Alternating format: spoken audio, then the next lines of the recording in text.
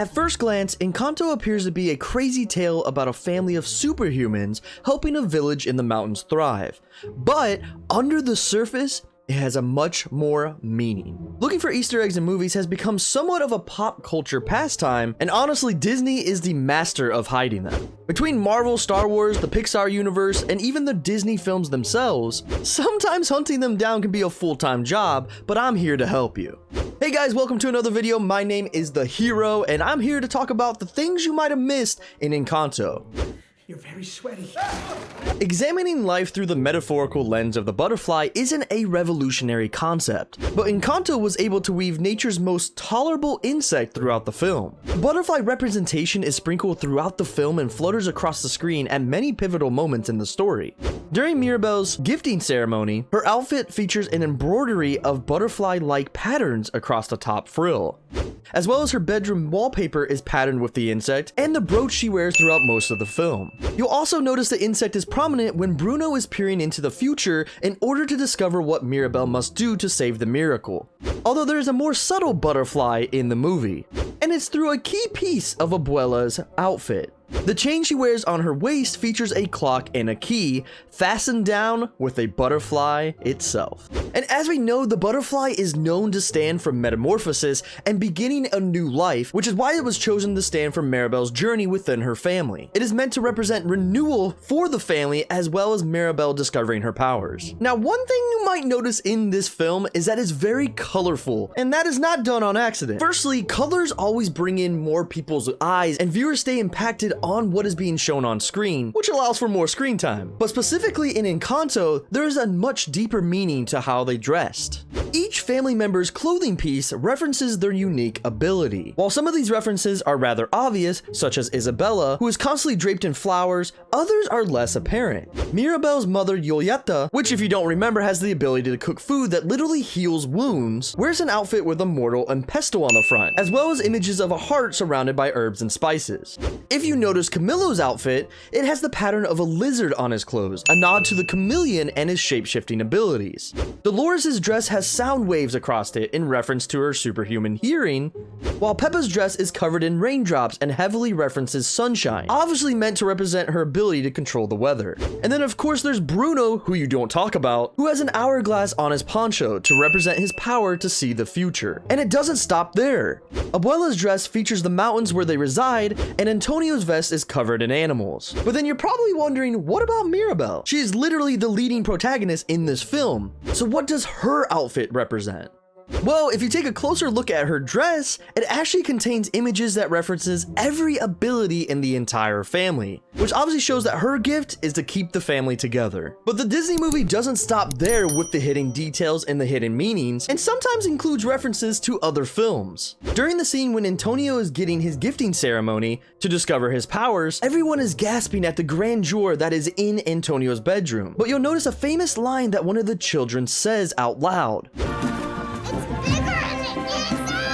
And honestly, to a normal human being, you might miss what this reference actually stands for, but those who have nearly spent 400 hours of their life following the adventures of Doctor Who may be uncontrollably smiling. The line can be seen as an intentional nod to the Doctor's description of the TARDIS and its dimensional transcendence. I like the bit when someone says it's bigger on the inside.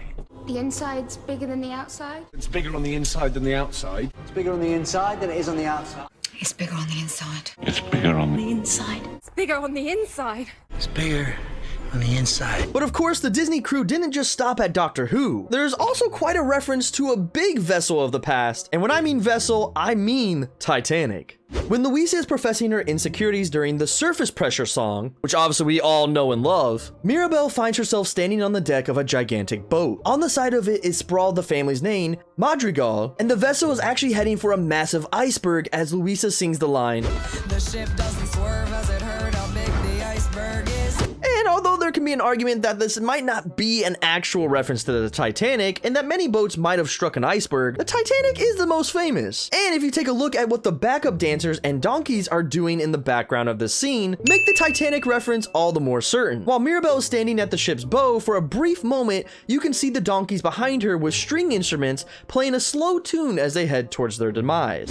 This is a nod to the musicians who played on the deck of the Titanic up to its final moments. And honestly, it's kind kind of dark for Disney to do this, but we do know Disney and Pixar love to add a little bit of dark humor into their films. So my next question for you is, you do know about the Pixar theory, right? The idea that all Pixar movies are connected, with Pixar movies showing a reference to the next film that's going to come out, and the whole A113 references. But Disney's side has their own theory, and it connects all the Disney movies that aren't Pixar together. Well, in Encanto, they don't fall short of connecting to other movies that are in the Disney universe. One of the most memorable songs in Encanto is sung by the mighty Luisa, as we were talking earlier with the whole Titanic scene. But during this same song sequence, one of the lyrics that likely skated right past the younger audiences, or the avid studiers of Greek mythology, was her line referencing Hercules.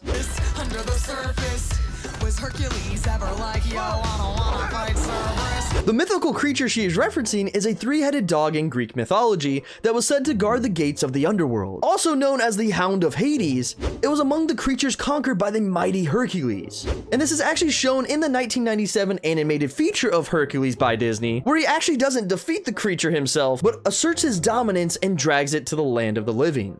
It is a worthy inclusion to Luisa's song, again Mike confirming this Disney theory of all Disney movies connected. With Hercules being one of my favorite movies of all time from Disney, I love that they incorporated this. I literally caught this reference immediately when seeing the movie the first time and absolutely loved it, man. But the Disney references didn't stop there. During one of the final musical numbers in the film, Bruno takes the opportunity to express his apologies for his ominous prophecies and behavior, and explains that he was only trying to help to show what the future was going to look like and maybe that they would be able to prevent things. At one point in his expression, he gives an obvious nod to Let It Go from Frozen. Bruno zips over to his sister Peppa and elaborates on what he's meant by the foreshadowing of her impending wedding day weather misfortune. He simply wants his sister to know that he loves her and does so by tossing debris in the air to simulate snow and bellowing in song.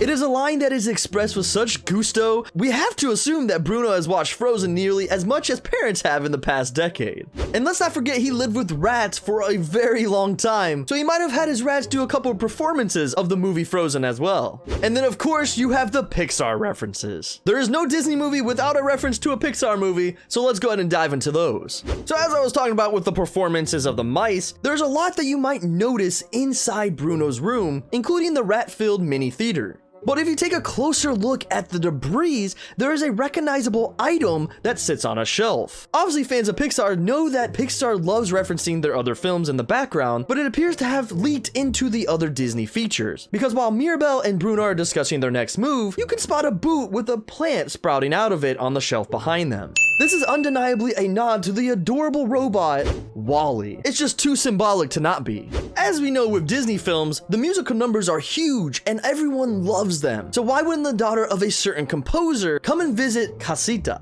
Camilo could have done so much more mischief with the ability to shapeshift, but instead actually chooses to use his ability for good and loves to make people laugh. Well, one of the duties for the shapeshifter himself is greeting villagers as they enter Casita. And it's honestly a really cool scene to see him actually change with each passing guest, as he morphs into the very person he is greeting. And as the saying goes, imitation is said to be the highest form of flattery, and Camilo seems to be the very master at it. Well, if you take a closer look, one of the guests entering the house looks suspiciously like a certain character from another animated feature. The hairstyle and the outfit on the unnamed villager are pretty telling, as this character looks like a young Mama Coco from the animated feature Coco. Now, I'm not certain how timelines work in the Disney universe, but it is a pretty cool idea that if this were to be Mama Coco, but a younger version, it would make complete sense as she loves music and the Madrigals are not afraid to belt out a tune. And then finally, what is a Disney movie without a central message? And the message that we find here is actually metaphorical, including Mirabel's powers. As the film starts wrapping up and everyone is getting their final happy ending, you might have been thinking when you first seen this film about the same question that was in the film's opening song, what about Mirabel? The story reaches its conclusion with the mending of some generational trauma, individual growth, and new tile in the bathroom, but Mirabel is still devoid of a magical ability. But if you look closer and deeper into the film's central message, you might find that she does have a gift, but it isn't as obvious as her family members. It lies in the metaphorical world of what it means to be in the family. Mirabel's ability lies in seeing her family members for who they are beyond their gifts, which is huge as the village and the actual head maestro, Abuela herself, has only responded to the actual gifts on the outside of each character. Mirabel is not only gifted with her unique, loving viewpoint, but she is also the very essence of the miracle itself. When Mirabel strengthens her relationship with Isabella, her sister discovers new abilities and the cracks in their home begin to heal. Then when Mirabel and Abuela fight, the gift fades away again and Casita crumbles to the ground. But in the very end, Mirabel does finally get her own door, the actual entrance to the entire Madrigal household, which is actually a metaphorical meaning of her opening the door to the very essence of what the miracle and the family actually stands for. Whew, I didn't think it was gonna get super deep, but it really does, and this is why this film is so admired by not only children, but adults themselves. Whether you're jamming out to We Don't Talk About Bruno, or simply just watching the movie for the 10th time, Encanto has been a sensation since the movie has been released, and still trends on Disney Plus today. And just as the Madrigal family has done for generations, Encanto will be a spectacle to see for decades to come. If you guys enjoyed this video, make sure you guys leave a like on the video, as well as hit the subscribe button and the bell icon so you guys get notified when I do my uploads. I upload daily movie facts and weekly videos, so you guys don't want to miss anything. Also, down in the description below, there are a couple links, so make sure you guys go check them out. But until the next video, as I always say, stay nerdy, stay geeky, and I will see you guys at the movies. Bye-bye!